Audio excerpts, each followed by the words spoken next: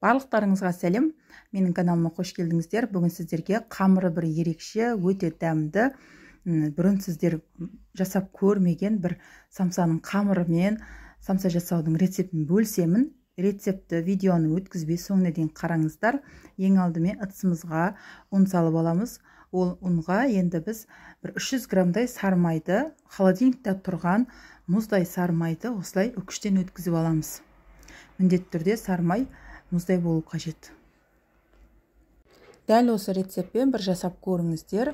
Әрине бұрын менің YouTube каналымда бұрын салған самса рецептері өте көп.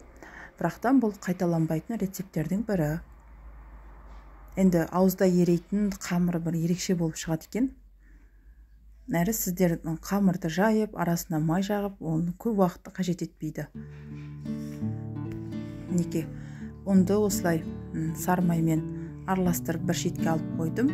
2 жұмыртқаның біреуін ыдысқа шағып саламыз да, екінші жұмыртқаны ағын ғана салып, сарысын самсаның бетіне жағуға алып қоямыз.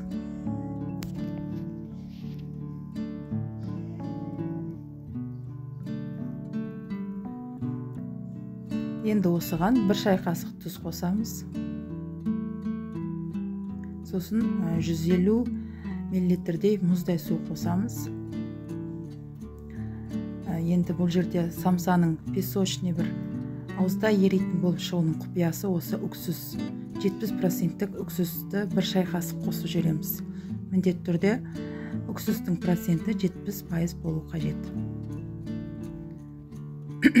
Осылай жақсылап араластырып алып, бағанағы май мен ұнның үстіне құйып қамыр илеп аламыз. Барлығын өлшемдерін мен описание жазып қалдырамын. Описаниедан жақсылап оқып, қарап көріңіздер. Егер рецепт ұнаса, достарыңызбен бөлісе отырыңыздар, және де каналдың ары қарай дамуы үшін өз үлестеріңізді қосып, лайк басып, комментарий жазып, тіркелмеген болсаңыздар, тіркелуді ұмытпаймыз.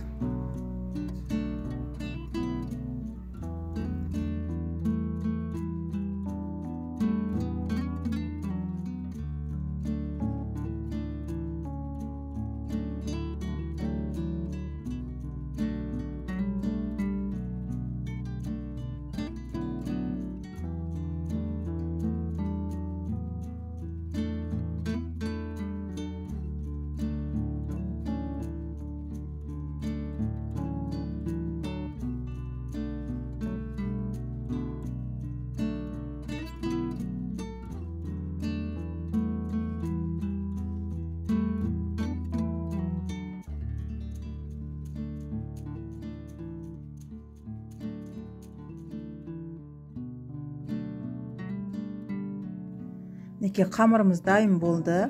Енді бұл қамырдың жұмсақтығын қараңыздар, осындай болу қажет. Бұл қамырды пищевой пленкамен орап, немесе жай пакетпен 2-3 пакетпен орап, бұны бір кемінде бір 4-5 сағатқа холодильникте қалдырыңыздар. Міндетті түрде. Егер бір 7-8 сағат тұрса, өте керемет болады. Ол үшін кешкі уақытта дайындап қойсаңыздар, қамырды азанғы уақытта алып пісіріп алсаңыздар өте керемет болып шығады. Мен осындай кешкі уақытта дайындап қойдым да, сосын азанғы уақытта осылай салмасын дайындап пісіріп алдым. Немесе таң азанда дайындап, қамырды холодильникке салып қойып, кешкісін пісіріп алсаңыздар да, енді көбірек, қанша көбірек тұрса, сонша күшті болып қамыры деген ауызда ерейтіндей самсаның қамыры болып шығады. Сол бір құпия нені сәтті ұмытпаңыздар. Міндетті түрде ең кемінде бір 5 сағат қалдырыңыздар холодильникке. Мінекей, мен алып жатырмын. 1 түн қойдым. Кешкі уақытта жасап қойған едім. Осылай азанғы уақытта алып пісіріп алсаңыздар болады азанғы шайға. Енді осыны өздеріңіз қалағандай үлкендеу немесе кішілеу етіп майда бөліктерге бөліп шығамыз. Мен орташа үлкендікте жасап шықтым. Мінекей, дәл осындай 2 тарелка болды. Енді осыны орташа қалыңдықта етіп жайып, арасына салмасын салып пісіреміз. Негізі бұған ұн қолданудың қажеті жоқ. Басында ғана шамалы ұн қолдансаңыздар болады. Осылай салмасын салып, қалаған формаға келтіріп, қызып тұрған пеште пісіріп аласыздар.